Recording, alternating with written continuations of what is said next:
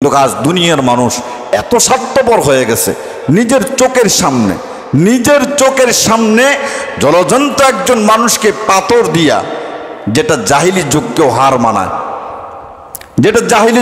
হার মানায়, বিশাল বড় পাথর দিয়া একটা মানুষ কিভাবে থেতরে দিয়া দুনিয়ার জমিন থেকে কষ্ট দিয়া বিদায় করে দেওয়া, এটা কি চারটিখানি ব্যাপার? বলেন, এটা কি চারটিখানি ব্যাপার? এত কষ্ট দিয়ে মানুষকে দুনিয়ার জমিন থেকে বিদায় করে দেওয়া হয়, কিন্তু আজ এই বাংলাদেশের সোনার মানুষগুলো তাকায় তাকায় দেখে। আল্লাহ বলেন, দুনিয়ার মানুষ, আমি আল্লাহ তোমাদেরকে আমার কুদরতি হাত দ্বারা বানাইছি। কুদরতি হাত দ্বারা বানানোর পরে তোমাদেরকে সম্মান দিয়েছি, ইজ্জত দিয়েছি, মর্যাদা দিয়েছি। তোমাদেরকে আমি আল্লাহ রাব্বুল আলামিন শ্রেষ্ঠত্ব ঘোষণা করেছি। দেখবেন যে জিনিসটার দাম যত বেশি, যে জিনিসটার মূল্য তত বেশি, ওই জিনিসটার ক্ষয়ক্ষতিও সমাজে তত বেশি, ঠিক কিনা? ওই জিনিসটার ক্ষয়ক্ষতিও তত বেশি। এজন্য আল্লাহ বলেন, জুলুম করবা না, অন্যায় করবা না, অবিচার করবা না, মানুষকে হত্যা করবা না, এটা নিকৃষ্ট একটি কাজ। আল্লাহ রাব্বুল আলামিন মানব হত্যার ব্যাপারে কুরআনুল কারীমে অসংখ্য অগণিত আয়াত নিয়ে এসেছেন। মানব অধিকারকে আল্লাহ তাআলা এত বেশি প্রাধান্য দিয়েছেন, কুরআনুল কারীমে তা আল্লাহ তাআলা স্পষ্ট করে দিয়েছেন। শুধু জুলুম সম্পর্কে কুরআনুল কারীম আল্লাহ তাআলা 130টি আয়াত নিয়ে এসেছেন। আর জালেমদের শাস্তির ব্যাপারে 70টি আয়াত কুরআনুল কারীম আল্লাহ তাআলা নাযিল করেছেন। জালেম যারা, তাদের ব্যাপারে আল্লাহ রাব্বুল আলামিন বলেন, وَتَرَى الظَّالِمِينَ لَمَّا رَأَوُا الْعَذَابَ يَقُولُونَ هَلْ إِلَى مَرَدٍّ مِّن سَبِيلٍ। জালেমদেরকে যখন জাহান্নামের শাস্তির দিকে নিয়ে যাওয়া হবে, আল্লাহ বলেন, ও নবী, আপনি দেখবেন তাদেরকে, তাদের আকুতি দেখবেন দুনিয়ায় ফিরে যাওয়ার। তারা বলবে, ফিরে আসার কোনো উপায় আছে কি?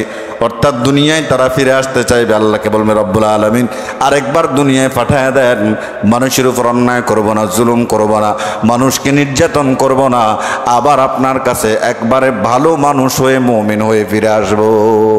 ফিরে আসার কোনো রাস্তা আছে? বলেন, কোনো রাস্তা আছে? এই দুনিয়ার থেকে যাওয়ার পরে আপনি বলুন তো দেখি, এই দুনিয়ার থেকে যাওয়ার পরে কেউ দুনিয়াতে ফিরে এসেছে?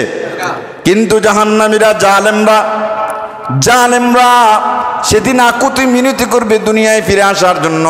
এই জন্য আল্লাহ বলেন, وَتَرَاهُمْ يُعْرَضُونَ عَلَيْهَا خَاشِعِينَ مِنَ الذُّلِّ يَنظُرُونَ مِن طَرْفٍ خَفِيٍّ। আল্লাহ রাব্বুল আলামিন বলেন, তাদেরকে যখন জাহান্নামের দিকে নিয়ে যাওয়া হবে, অপমান অপদস্থ অবস্থায় তাদেরকে জাহান্নামের দিকে নিয়ে যাওয়া হবে, আপনি দেখবেন তারা অপমানিত এবং তাদের গোপন চোখ দিয়ে মানুষের দিকে তাকায় থাকবে। পুরো চোখ খুলে, পুরো চোখ মেলে মানুষের দিকে তাকাবে না। এত অপমানিত তারা হবে। এই মস্তক নিচু করে আল্লাহ রাব্বুল আলামিনের জাহান্নামের ফেরেশতারা টেনে হেঁচড়ে তাদেরকে জাহান্নামের দিকে নিয়ে যাওয়া হবে।